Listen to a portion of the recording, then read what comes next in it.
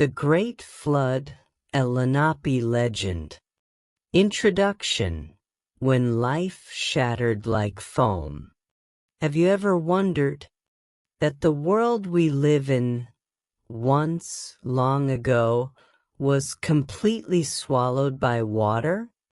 Not just from ordinary rain, not because of high tides, but from a great flood, as if the sky and earth rose together in rage, sweeping everything away. This isn't just a story from the Bible. It's not just the tale of Noah. From the deserts of Africa to the deep Amazon jungles, from the peaks of the Himalayas to the coasts of Polynesia, and here, on the land once belonging to the Lenape people, there is also a legend of the day the earth turned liquid and life was erased in the blink of an eye. The Lenape speak of a flood so terrible, even the skies seemed to be drowning. People and animals, forests and spirits, all had to flee, had to sacrifice, had to choose between survival and the regret of realizing too late. But why? What caused the spirits, the beings of wind, earth, and water, to act? What made the people, who once lived in harmony with nature, become victims of their own actions? It happened when humans forgot who they were. They no longer listened to the wind rustling through the trees, no longer offered prayers before the hunt, no longer gave thanks to the rising sun. And worst of all, they began to believe they were above nature, above animals, above the very earth that gave them life. They fought. They destroyed forests. They killed without reverence. They mocked sacred dreams and laughed at the warnings. And so, the earth rose in fury. But in every act of destruction, a seed is always saved. There are always a few who hear the whisper of the wind, who read the signs in the moonlight, and who dare to believe what no one else believes. They are not stronger. They are not wealthier. But they are pure. And because of that, they are chosen to survive. The story you're about to hear is not just for entertainment. It is a warning from the past, a fragment of ancient memory passed down through generations of the Lenape, not carved into stone, not etched into wood, but remembered in blood, in story, in dreams. Why should we listen? Because today, though we may not face a literal flood, we are drowning in other ways. Floods of false information, floods of endless greed, floods of forgetting who we are and where we come from. And if we do not learn to listen to the earth again, if we do not pause to ask ourselves, have we gone too far? Then one day, legend may become reality once more.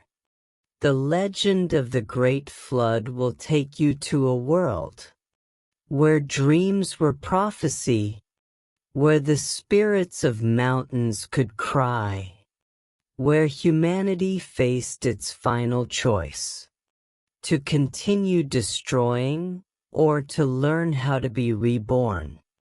Are you ready? Ready to step into a moment when all laws were broken by rising waters?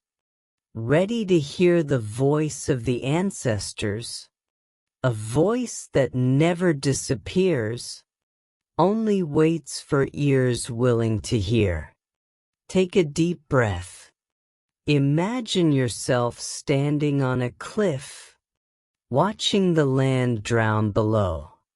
Let this story pull you into the current of time, where past, present, and future become one. And now, the gateway of legend is open. Let us begin Chapter 1 of the Great Flood, a Lenape legend. Chapter 1. When the Earth Sighed. Long ago, when time had no shape, when the earth and sky whispered ancient words that only dreams could understand, humankind lived in harmony with the creatures, under the gentle gaze of Mother Earth and the silent protection of Father Sky. They were children of the stars. They hunted with gratitude. They ate with thanksgiving. Every breeze carried a message. Every deer was a gift. Every morning was a blessing from the universe. And then everything began to change. No one remembered exactly when. Perhaps it started as a tiny crack, a greedy glance, an ungrateful act, a mocking laugh at the sight of the first bird falling from the sky after its forest was taken. But like all cracks left unrepaired, it began to spread. The Lenape people say, the earth began to sigh. A soft sigh, unheard by most, except the ancient spirits deep in the forest. They panicked. The birds migrated earlier than ever. Wolves howled in broad daylight. Snakes no longer burrowed deep underground. Fish swam in circles in the lakes, as if lost. But humans no longer paid attention to these signs. They were too busy with their own wars, fighting, seizing, claiming sacred lands, hunting without blessing, cutting trees without asking. The sacred circles, once places for rain dances and promises to the earth and sky, were now abandoned. The drums fell silent. The songs to the universe no longer echoed beside the night fire. And the earth sighed again. This time, the ground trembled, just a little like a shiver. But the elders, those who still remembered how to speak with trees, felt something was wrong. They prayed. They warned. The spirits are angry, said one elder at the tribe's final gathering. We have broken the ancient pact with Mother Earth. But the crowd only laughed. They called him a dreamer, a ghost from a forgotten time. No one believed in spirits anymore. No one believed that the earth could feel pain, that the wind could weep, or that water could rise. But then, on a morning wrapped in fog like the blanket of death, the sky turned black. Not from clouds, but from something deeper, a choking of the breath of the world. Birds flew in the wrong direction. The moon did not rise that night. And beneath the lake, fish dived deeper than ever before. A boy named Wunso, meaning one who listens, sat by the stream, feeling his heartbeat shift.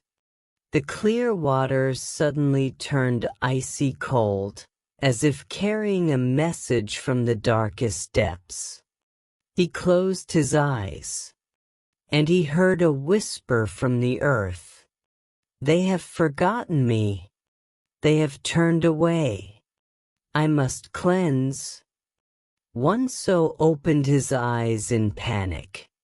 He ran back to the village, shouting, "The water is rising. We must listen." But who listens to a child? They pushed him away, laughing, saying, "No one hears anything. The earth cannot speak." But just one night later, the rain began to fall. Not ordinary rain, but rivers of water lashing down from the sky. Thunder roared, wind howled, the ground cracked. Streams became rivers. Forests turned to seas. Fires died out. Human screams vanished beneath the flood. The earth no longer sighed. It roared. Everything began to be swallowed. Villages, sacred temples, war trophies, arrogant laughter, mocking voices. All this swept away. Only those who listened, those who still held the sacred thread with the land and sky, were given a warning. And in the darkness of despair, a journey of survival began. A journey not just to survive, but to learn how to live again. End of chapter 1. The story continues. Are you ready to step into chapter 2, the boat between souls and storms? Chapter 2, the canoe between spirits and storms. The rain kept pouring, as if it never intended to stop.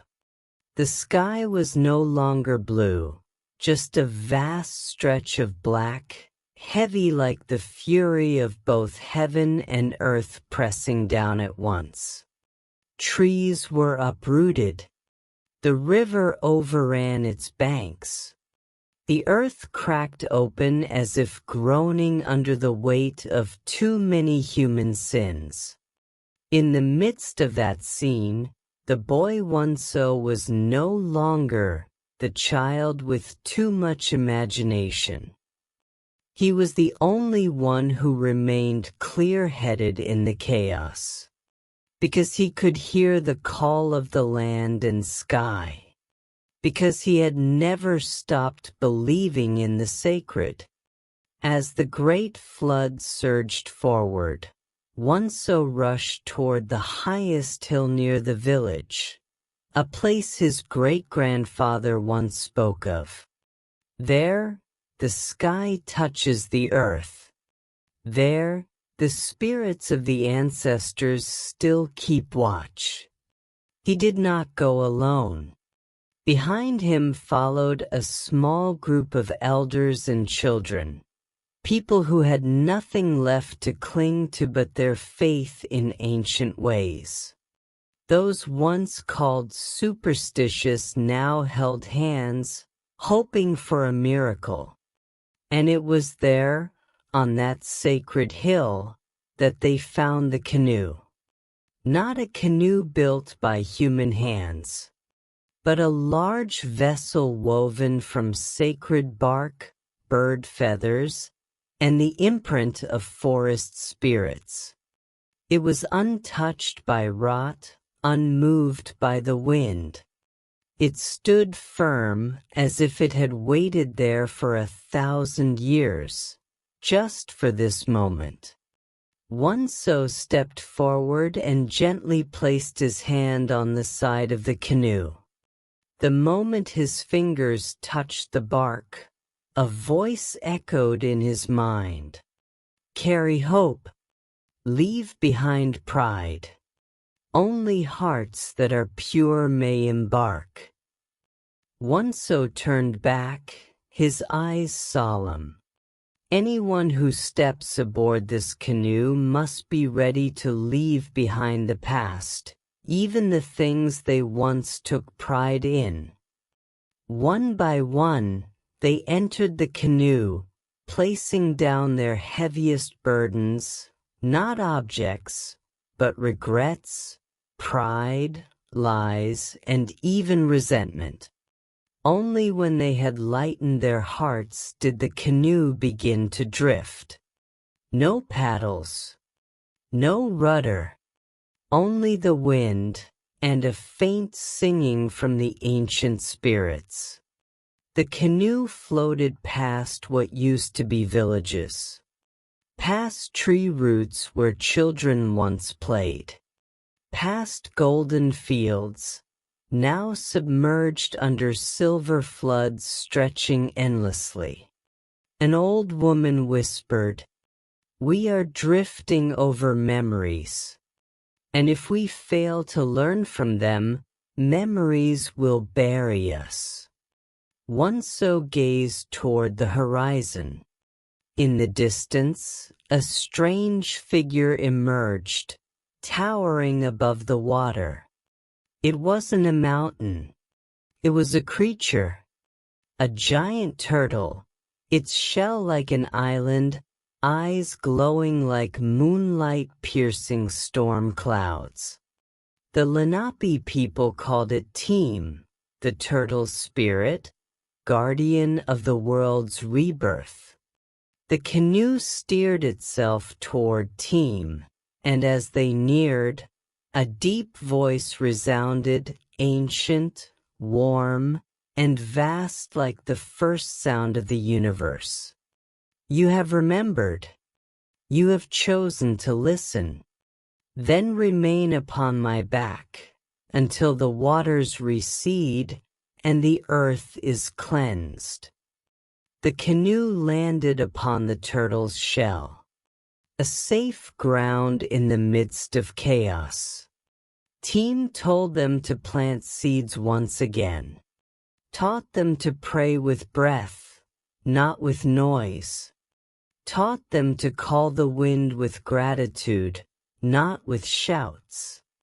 There, during long days adrift upon the turtle's back in the great flood, humans relearned how to live, not as kings, but as guests, not as rulers, but as thankful children. End of chapter 2. If this story stirred something in your heart, give this video a like to encourage the storyteller. Subscribe to the channel so you don't miss the next part of this journey, where a new world is shaped by humble hands. And don't forget to share this tale with those who may have forgotten. We were once a part of the earth and sky, and we still can be if we remember how to listen. Chapter 3. Seeds from Memory. Days passed by, but no one knew what day or month it was. There was no sun, no tree shadows, no earth to tread upon. Only the giant turtle, the only home amidst the endless sea, its waves never ceasing. On Team's back, Wunso and the survivors began a new life. No one was who they once were. Those who were once hunters now learned to whisper with the wind to predict the rain. Those who only knew planting now listened to their hearts to tend to the soul. Team did not speak much, but every time it rose from the water, the waves would calm. Each blink of its eyes caused the birds flying by to change course. It was the soul of the earth, ancient, compassionate, and all-knowing. One morning, when the mist was lighter than usual, Wunso saw something strange. In the crevices of the turtle's shell, something was sprouting, tiny and green. A plant sprout. Wunso knelt down, trembling as he touched the first leaf of the world after the great flood. "This is not just a plant sprout," an old woman whispered. "It is a sprout of hope." Together, they dug small holes in the moss-covered shell, carefully planting the dry seeds that had been preserved in leather pouches throughout their journey fleeing the floodwaters. Weeks later, the turtle's back became a small garden. Corn, beans, and squash began to stretch toward the sky. Amidst the vast sea, they relearned the art of planting and planted trust as well. But the world did not easily open its arms. One night, as the moon rose above the clouds, a dark wave approached. Unlike any other wave, it did not bring only water but carried the darkness of unforgotten things. It was the anger of the spirits not remembered, the tears of those forgotten in the chaos, the screams from the earth, plowed by greed. Team pondered, and for the first time, spoke. "Before the land can be reborn, you must remember who was left behind." Wunso closed his eyes. An image appeared, his old friend Keela, who had warned the village but was mocked as mad. The boy who believed in the spirits of the forest like Wunso, but was swept away by the floodwaters while trying to save his mother. "We did not listen enough. We did not apologize," Wunso whispered, then gathered white flowers, the flowers their ancestors used to honor the dead, and scattered them into the sea. The group stood in silence. Each person named someone who had passed, someone they had not understood, someone they had been angry with, someone they had forgotten. And then, something strange happened. The dark wave slowly receded, dissolving into mist. The screams quieted as if lulled to sleep. The full moon shone brightly.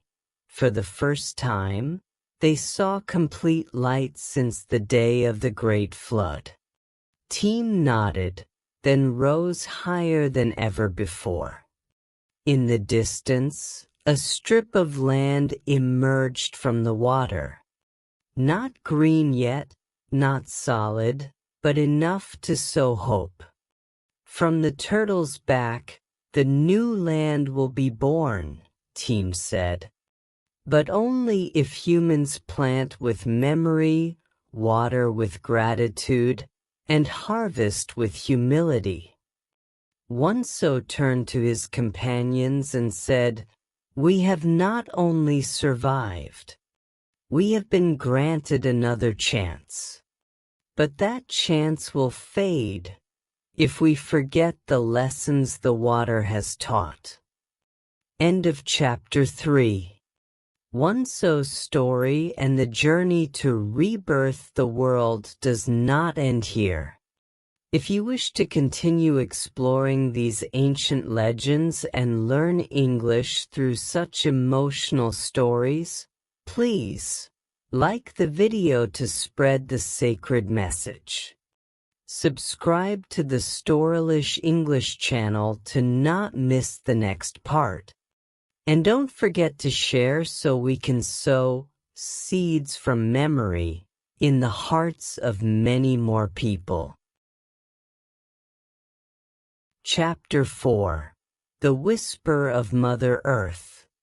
Dawn breaks over the tranquil sea. Dewdrops cling to the young corn leaves, reflecting the first clear sunrise. The Lenape people gaze toward the horizon, where new land emerges, like a healing scar. Team, the ancient turtle spirit, begins to glide slowly toward it. Each movement creates gentle waves, awakening the sea and sky. The Lenape clasp hands, not as their former selves, but as bearers of old-world memories, stepping into a new one. Wunso leads, stepping onto the soft mud. His feet sink slightly, but his heart remains steadfast. He closes his eyes, kneels, touches the earth, and hears a whisper. You have listened, apologized, remembered. But the earth will only hold you if you hold each other.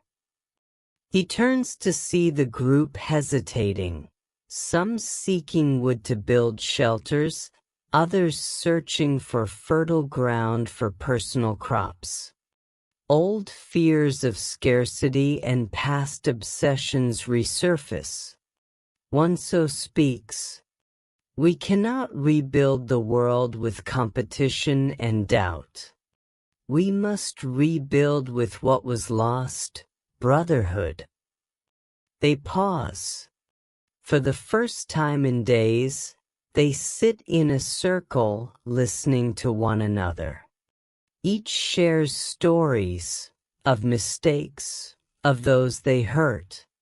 They exchange seeds, tools, and dreams. An elderly man offers a white eagle feather, his cherished talisman, to Wunso. Now you carry the spirit of our people. The eagle soars high but always remembers its way home. They begin constructing their first shelters from driftwood, bound with soft vines. Not perfect, not permanent, but warm. Beside each, they plant small flowers, not for sustenance, but for remembrance, to honor the preciousness of life after facing death. One night, as campfires flicker and drums echo, a strange wind blows. It carries the scent of damp earth, pine needles, and lullabies from departed mothers. The Lenape look up, the first stars since the great flood appear. The sky has changed. New constellations form, shapes of a turtle shell, an eagle feather, hands clasped together. Elders say, our ancestors have rewritten the sky so we won't lose our way. The next morning, Team slips into the sea. Wunso follows. Where are you going? Team remains silent, leaving only a glint in its eye. Wunso understands. Team's task is complete. The earth has risen. Now, it's humanity's turn. He bows, whispering, we will not forget again. As Team disappears into the ocean, the sea shines like a mirror. In that reflection, Wunso sees himself not as the boy once deemed a dreamer, but as the storyteller of Mother Earth's dream. End of Chapter 4. The journey of rebirth continues.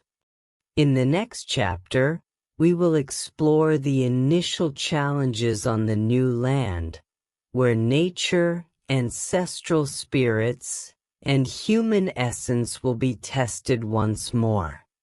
If today's story moved you, remember, like to fuel the flame of legend. Subscribe to Storylish English to learn English through profound and inspiring tales. Share the video to spread Mother Earth's whisper, a reminder that life is a gift, not a given. Chapter 5. Shadows from Within. A few weeks after Team left, the new land seemed to have accepted the Lenape people. Rain came at the right time. Crops took root. Deer and wild rabbits returned. Wunso stood on a hilltop, watching life awaken below, his heart filled with gratitude. But peace didn't last. One morning, as everyone was preparing an offering ceremony to thank Mother Earth, a terrified scream echoed from the forest's edge. A child had vanished. Everyone rushed to search. Tiny footprints stopped near a hole, and then disappeared. No signs of wild animals. No drag marks. Just gone. Wunso frowned. He remembered an old legend his grandfather once told. When people turn away from the light, darkness won't come from outside. It will grow from within. That night, as the tribe gathered around the fire, a cold wind swept through like whispers of the ancestors. The fire didn't blaze, it merely flickered. The dim glow cast long, twisted shadows, like beasts lurking in wait. A middle-aged man named Mock stood and shouted, "We are cursed. Some among us have hidden what should never be hidden." Wunso stepped forward. "What do you mean?" Mock pulled out a string of jade beads, an item that wasn't present during the first sharing ritual. His eyes gleamed with anger. "I found this under the grass. Someone kept a treasure for themselves. And now the spirits punish us." The accusations stunned the group. No one dared look at each other. Suspicion spread silently, like poisonous mushrooms. Wunso clenched his fists. He knew this was no longer a test from nature, but a trial from the depths of human hearts. The next night, another person vanished. This time, it was a woman, one who had opposed the seed sharing early on. Her tent was torn apart, yet there was no blood, no sign of struggle. Only one thing was left behind, a white feather of Wunso's, discarded on the ground. The hearts of the people trembled.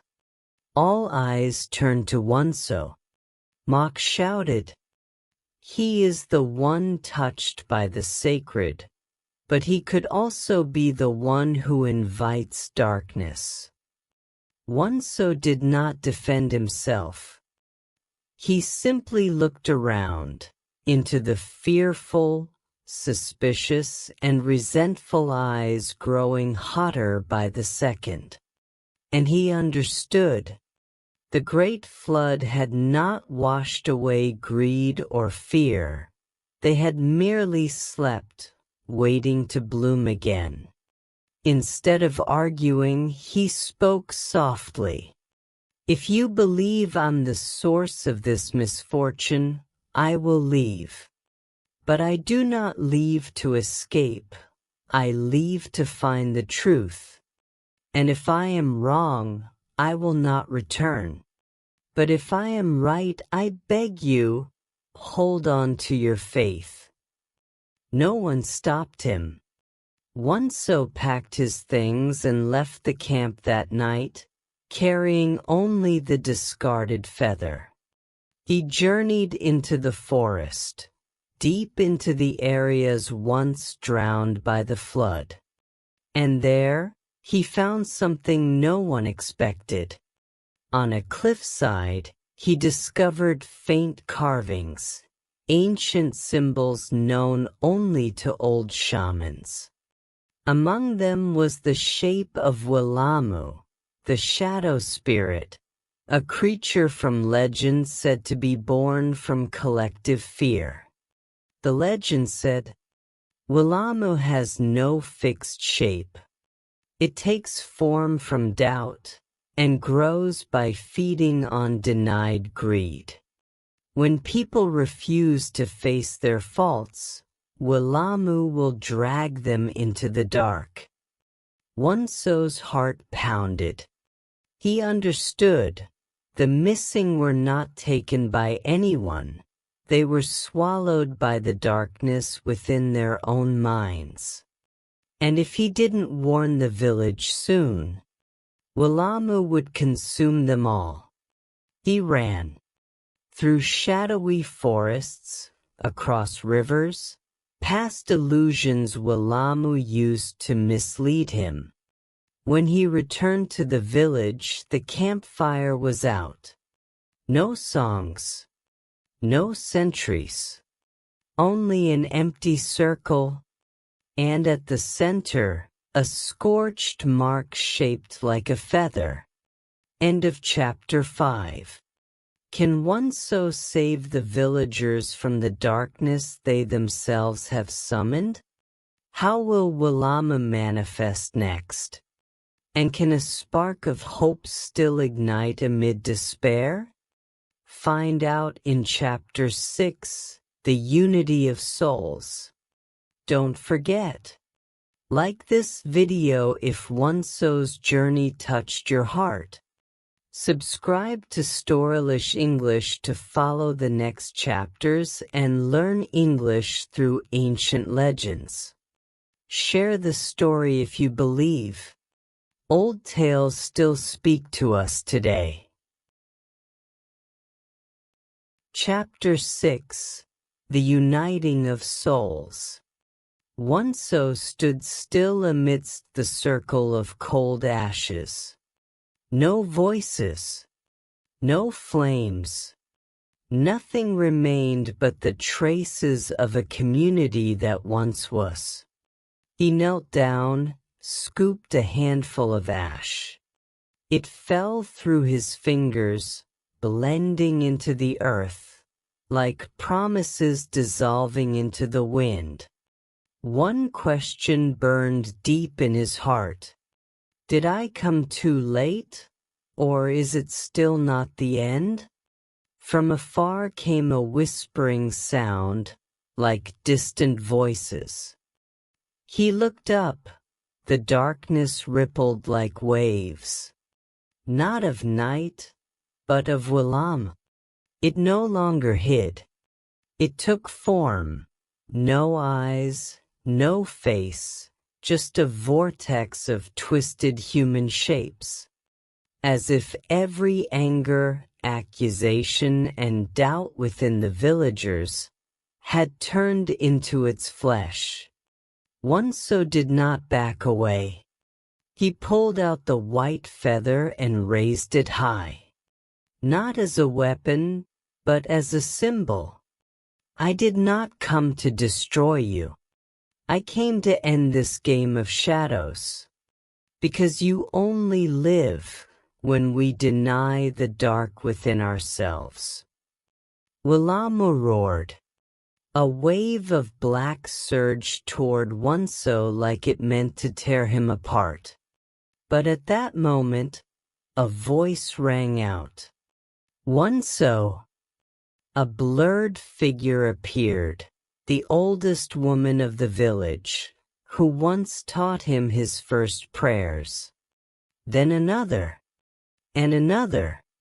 The souls consumed by Wulamu were returning.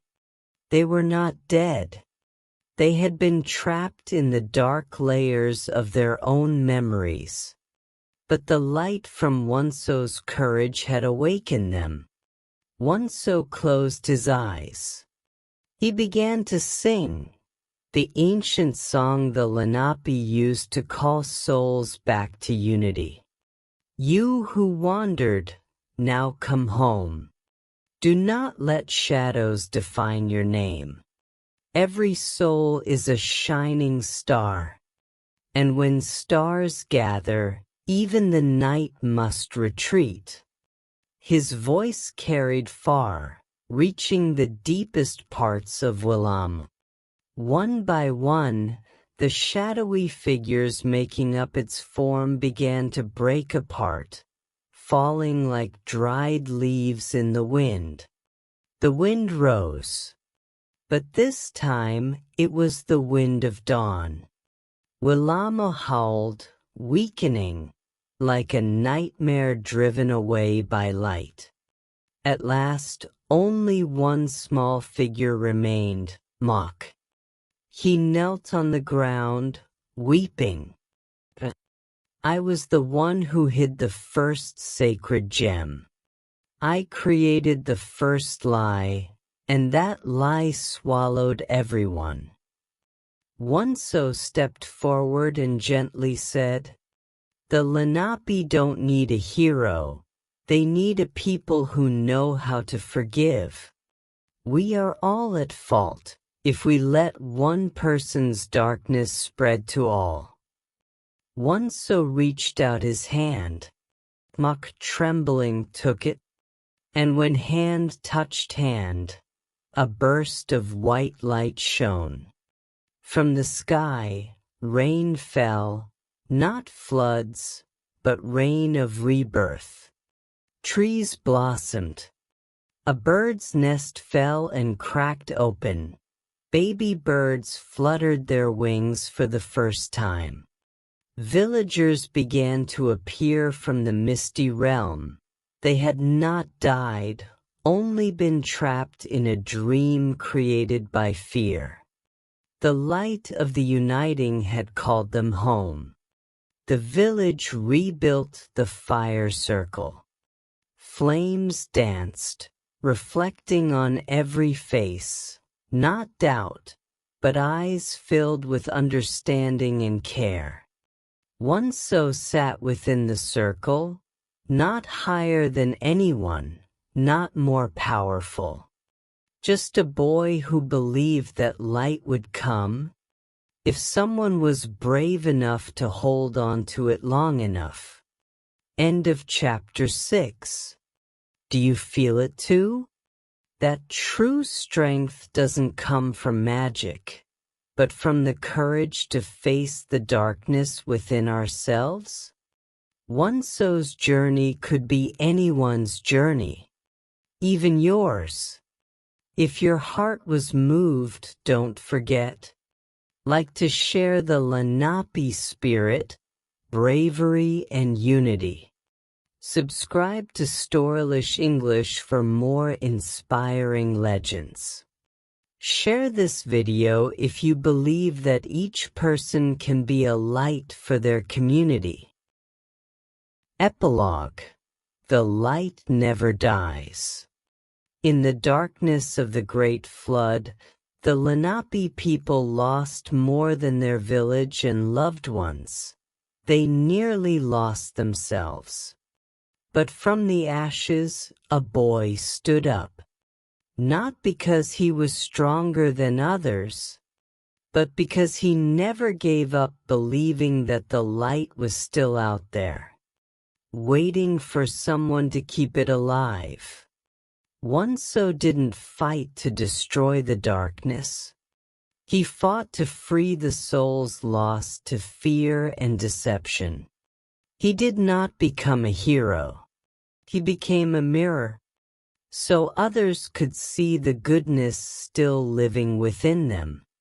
The Great Flood eventually receded, but what remained forever was the union of truth, courage, and forgiveness. Because sometimes, what saves a people is not the strength of one, but the faith that one person awakens in all. If you've ever felt alone, misunderstood, or stood in the dark where no one could see, remember this. As long as you don't extinguish the light within you, it will guide the way. not only for you, but for those who seem lost. See you in the next Legends, where ancient stories spark the hearts of today.